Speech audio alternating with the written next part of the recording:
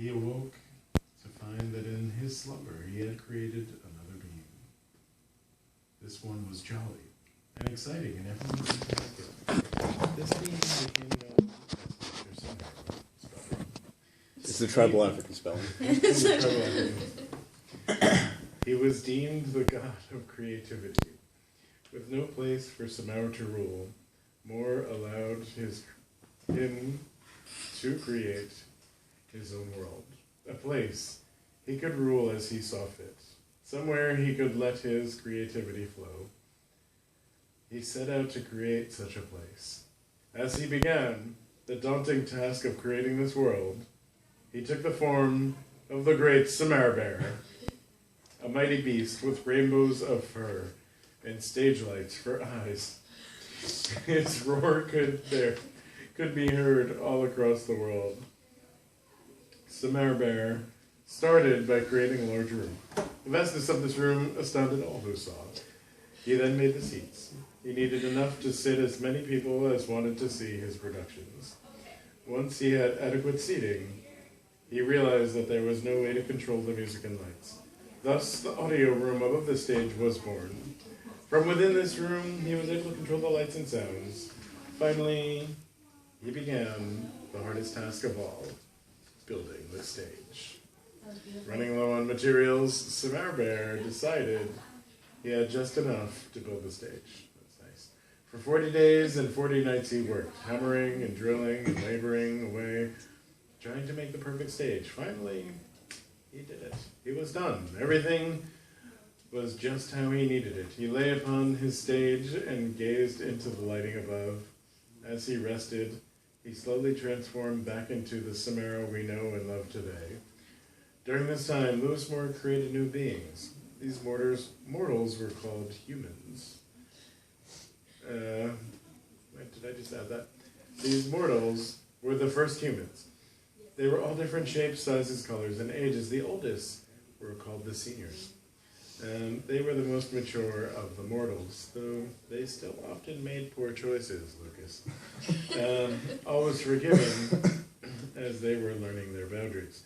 The next group became known as the juniors. Younger than the seniors, they were not quite as mature, but they learned their place quickly.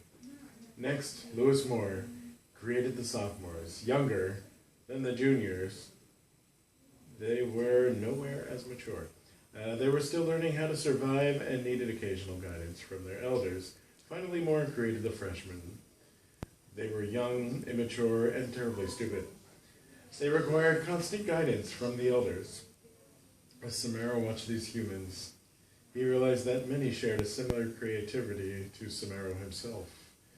When Samaro met these Samaro-esque humans, he felt threatened at first, causing them to transform into the savage beast that is Samaro bear in a fiery explosion, causing the floor of the stage to be permanently charred with its black color. His primal instincts told him that they might be a threat, made him worried that they would try to overthrow him as the god of creativity and the ruler of the Auditorium. Lewis Moore, sensing this disturbance in the force, approached Samaro bear. Samaro bear, worry not, young Padawan. Oh God. Worry not.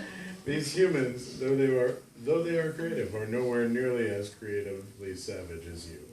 Hearing this, Samaro bear roared a mighty roar. I shall talk with these young humans. Then they shall know who is in charge.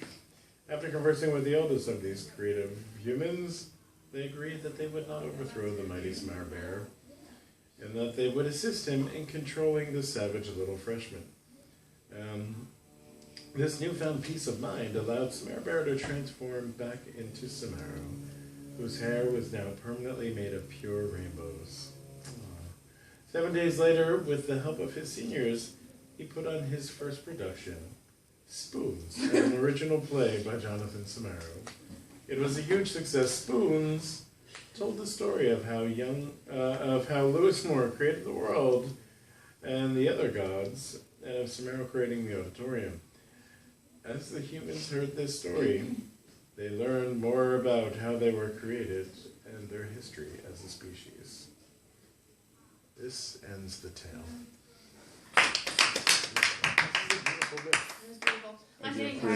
go back?